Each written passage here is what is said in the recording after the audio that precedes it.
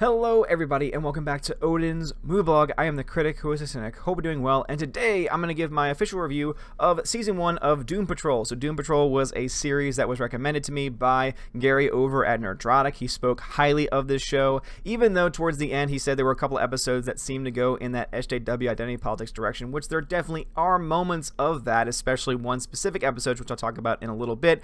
I would say that overall the show is pretty damn good, and I will say my biggest critique of the show, my biggest issues that I have with the show are really more so from more from a subjective standpoint than anything else. And that is, of course, you all know that I am a devout Catholic. You know that my faith is a big part of who I am. And so there are parts in this series that they show, gratuitous, not necessarily the gratuitous violence aspects of it, but they show gratuitous nudity. They show certain scenes that are happening, and I'm thinking to myself, does this scene really need to be seen at this point in time? Do we really need to be seeing the images that we're seeing? And I ask that anytime that any movie or series does that. And so if that's going to be one of my biggest critiques from that subjective standpoint that I have, then I think that means that the show overall, for the most part, is pretty good. I just am so tired of shows that are on these networks, HBO shows, Showtime shows. Now it seems also the DC network as well. I'm just tired of them feeling that every single time that they have to make these shows be the way that they are. To say, that means that we have to have so many F-bombs in a season. That means we have to have so many nude scenes in a season. That means we have to have this and that. And I'm just tired of that. I really am. I really wish that shows would focus more so on the story rather than on being, that raw and edginess to it. Now, Doom Patrol obviously is based off of a comic. I am not someone who is well versed on comic books, so I'm sure that those are how the comic books were represented. And so for people that like the comics, I'm sure that they really like the raw and grittiness of it. And I think that the raw grittiness of it is fine. I just always have to ask that question myself. Is it necessary for these things in order to get the true nature of these characters, or is this something that is being overblown? I honestly don't know, because I honestly have not read the comics themselves. But despite those subjective problems that I have with it, objectively, it is just a very, very good show. It is very well put together. The story, even though it definitely bounces back and forth and you're constantly asking, okay, what the hell is going on right now on screen because of the character of Mr. Nobody and just his omnipresence and exactly what powers he has and what his motivations are and where certain characters are and what time in history we're in and where exactly we are. I definitely do believe that there are certain aspects to the story, though, that really do make you have to think, and I always like when shows do that. I like when shows are not just a straight narrative where it's just, this event happens, this event happens, but wait a minute, this event has now happened, that's going to bring us full circle later on, but we're also going to go on a journey that might not be the straightforward path that you might think. And I think that that's one thing that the show does very well, is that it's able to tell a story in a different way than from any other series. It's very self-aware, and you see it constantly by the fourth wall being broken constantly by the main character, and it's really cool to see because it's not very common that you have that happen in a television show in general, let alone in a DC or Marvel Studios produced TV show or movie. And it's really great to see. Other than Marvel's Deadpool, you really don't see that type of breaking of the fourth wall as you do in this series, and I think that this series overall is great. The character development is great. I think the actors are all very solid. Again, I think all actors here are very solid. Even Crazy Jane, I will say, she does give an incredible performance by being able to present herself as all of these different characters and all the different powers that they have. I think that she's able to show clearly on screen which character is there, and I think that for a person trying to play this multi-identity personality disorder, but this time with superpowers, she does it very well. And I think that this actress has been chosen very well, and that overall she does a very good job with it. I think Diane Guerrero is her name, and she does a fantastic job. Alan Tudyk, though, of course, to me, is one of my all-time favorites. I love him in this role. I think that he's fantastic. I love listening to him narrate the various episodes, being shown in various episodes, and get more into the mindset of his own personality.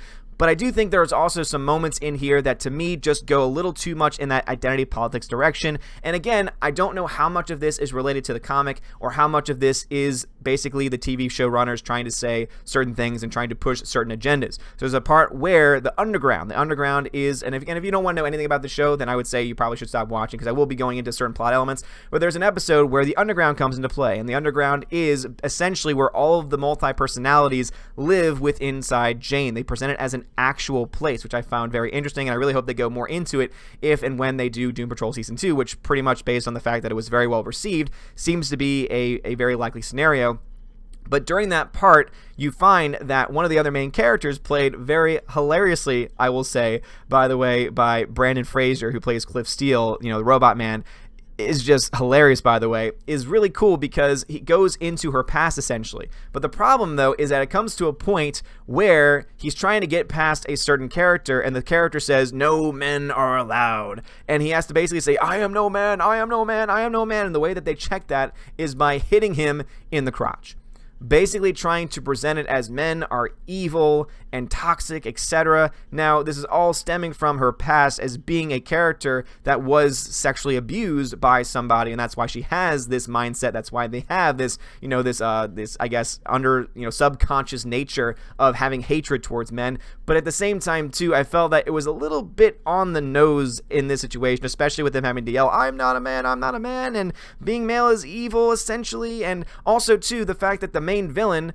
Alan Tudyk, at one point you find out that the motivation for his character is that he was told that he wasn't good enough by a woman, and so it's like he's trying to compensate for something. And I really do think that because of that, there are these underlying stories that, to me, kind of drag it down a little bit, because I don't know, again, if it is a part of the comic or not. But if it's not a part of it, even if it is a part of the comic, I do think that it's a little bit too much on the nose when it comes to pushing certain identity politic-driven narratives, and I really do wish we would have less of that in these shows. But luckily, those moments are very few and far between, I would say, for the most part. Most of the story focuses on these characters getting to know each other, establishing their origins. I think that the origins episodes for all of these characters are fantastic. It is really cool to see where they all came from, how they got their powers, how they what events led up to them, what kind of people they were before then, and therefore be able to kind of sympathize with who they are now and understand that hero's journey that they go on in order to get there.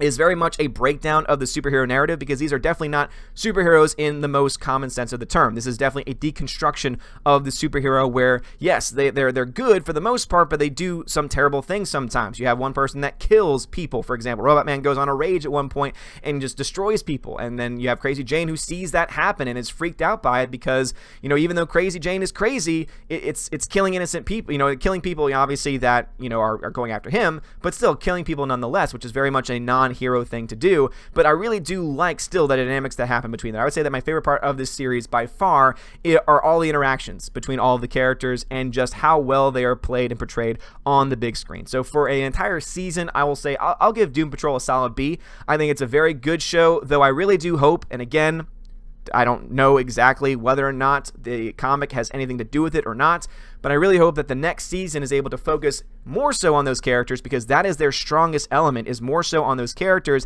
and less so on any other type of political agendas, because there's also this street that is a gender queer street, which was very confusing for me, because a street being in that way, and basically every single person there is supposed to be on the spectrum, and they basically try and make it a point of saying gender is fluid, etc., etc. I'm just like, okay, why is this being a part of this storyline, perpetuating things that really don't match up with science? And again, sorry to get political there, but it's just based in reality. There are only two genders. No matter what it is you try and say, you can identify with whatever it is that you want to identify with. You can act in whatever way that you want to act, but you cannot change your biology. And I really wish that this show didn't go in that direction, didn't focus as much. Again, there was just really one episode where they focus a lot on this street.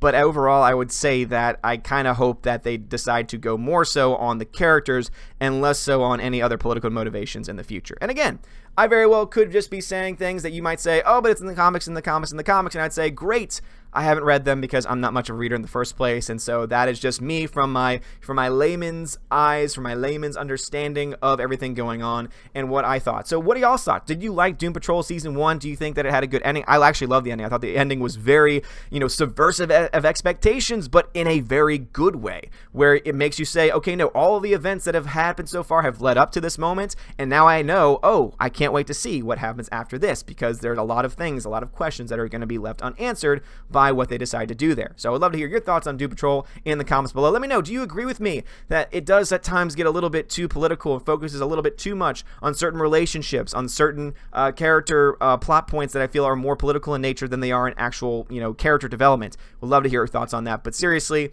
I overall think it's a solid show, and the interactions between all of them are fantastic. Not to mention their naming of every single episode of Flex Patrol, Jane Patrol, Penultimate Patrol. Like, everything is Patrol. It's great, and it's really cool to see the powers and how they interact. The effects are very well done too, and there are just some great, funny, hilarious moments all throughout this as well, mostly because these actors obviously have a lot of chemistry with each other and work very well with each other on screen. But anyway, guys, let me know your thoughts about this in the comments below. If you liked the video, smash the like button, give me a thumbs up, give me a subscribe. You're all amazing and beautiful people. Have a wonderful day, and as always, God bless.